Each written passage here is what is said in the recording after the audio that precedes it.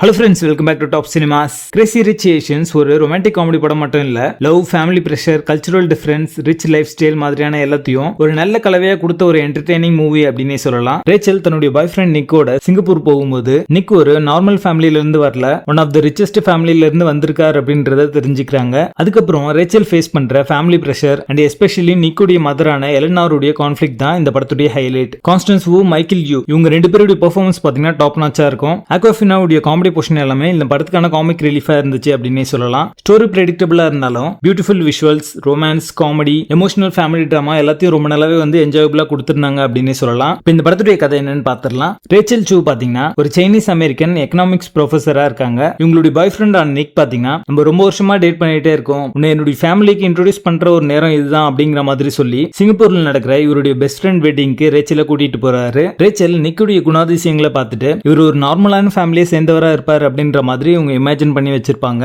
ஆனா சிங்கப்பூர் போய் இறங்கினதுக்கு அப்புறமா இவர் ஒரு வெல்த்தியஸ்ட் ஃபேமிலி சேர்ந்தவர் அப்படின்றது தெரிஞ்சுக்கிறாங்க. அங்க போனதும் ரேச்சலை சுத்தி யோசிச்சு பார்க்க முடியாத லக்ஸுரி, ஃபேமிலி பாலிடிக்ஸ், பொறாமை, சோஷியல் பிளஷர் எல்லாமே உங்களை சுத்தி நகர ஆரம்பிக்குது. இவங்க லவ் உடைய பிகெஸ்ட் சேலஞ்சே நிக்குடைய அம்மாவான எலனார் யங்குடைய அப்ரூவல் தான். எலனார் ரேச்சலை முதல் தடவை பார்க்கும் போதே நீ என் பையனுக்கு செட் ஆக மாட்டே அப்படிங்கிற மாதிரி முடிவு பண்றாங்க. ரேச்சல் நிக்குடைய வெல்த்தியான உலகத்துல ஃபிட் ஆகிறதுக்காக ஸ்ட்ரகிள் ஆகுறாங்க. தன்னை குறைவா எடை போடுற எல்லாருக்கும் அது தப்பு அப்படின்றத ப்ரூவ் பண்ணும் அப்படின்றதுக்காக ட்ரை பண்றாங்க. அதே நேரத்தில் இவ்வளவு எஃபர்ட் போடுற அளவுக்கு நிக்குடைய ரிலேஷன்ஷிப் அவ்வளவு ஒர்த்தா அப்படின்ற கேள்வியும் இவங்களுக்கு ஓடிட்டு இருக்கு. சோ இறுதியில இவங்க என்ன முடிவு எடுத்தாங்க, இவங்க ரெண்டு பேரும் ஒன்னு சேர்ந்தாங்களா அப்படின்றத இந்த படத்துடைய கதையே. பென் ஸ்டில்லர், ராபர்ட் டெனிரோ இவங்க ரெண்டு பேரும் நடிச்ச மீட் த பேரண்ட்ஸ் அப்படின்ற படத்தை ஏசியன் ஃபீமேல் வெர்ஷன்ல எடுத்தா எப்படி இருக்குமோ அந்த மாதிரி தான் இந்த படம் இருக்கும். ரேச்சல் ரோல்ல நடிச்ச கான்ஸ்டன்ஸ் வு தான் ஹார்ட் ஆஃப் த மூவி அப்படின்னு சொல்லலாம். இவங்க ரெண்டு உலகத்துக்கு நடுவில் மாட்டிக்கிட்டு இவங்க பண்ற விஷயங்கள் எல்லாமே இன்ட்ரெஸ்டிங்கா இருக்கும். நிக் ரோல்ல நடிச்ச ஹென்ரி கோல்டிங் இந்த படத்துக்கு தேவையான ஒரு சாமன் கரிஸ்மாவை ரொம்ப நல்லாவே கொண்டு வந்திருக்காரு. மைக்கேல் யூ பாத்தீங்கன்னா ஷோ ஸ்டீலர் அப்படின்னே சொல்லலாம். எலனார் ரோலுக்கு ரொம்ப நல்லாவே சூட் ஆகுறாங்க. இந்த படத்துக்கு தேவையான ஒரு எமோஷனல் டெப்த் அவங்களோட பெர்ஃபார்மன்ஸ்ல இருந்துச்சு அப்படின்னே சொல்லலாம். இவங்களோட பெர்ஃபார்மன்ஸ் தான் இது மோர் தென் ரொமான்டிக் காமெடி மூவி அப்படிங்கிற ஒரு ஸ்டேஜுக்கு கொண்டு போச்சு அப்படின்னு தான் சொல்லுவேன். சப்போர்ட்டிங் ரோல்ஸ்ல நடிச்சவங்களும் ரொம்ப நல்லாவே நடிச்சிருந்தாங்க. குறிப்பாக ஆக்வாஃபினாவுடைய அந்த ஹிலேரியஸ் காமெடி பாத்தீங்கன்னா இந்த படத்துக்கான பிளஸ் தான் அமைஞ்சிருக்கு. ரேச்சல், நிக் இவங்க ரெண்டு பேருக்குள்ள இருக்கிற ஆன் ஸ்கிரீன் கெமிஸ்ட்ரி ரொம்ப நல்லாவே ஒர்க் அவுட் ஆயிருக்கு. டெக்னிக்கலி இந்த படம் ஒரு சவுண்டான ஒரு படம் தான். சிங்கப்பூருடைய culture, location, food, fashion, luxury எல்லாத்தையும் ரொம்ப நல்லாவே கேப்சர் பண்ணிருப்பாங்க.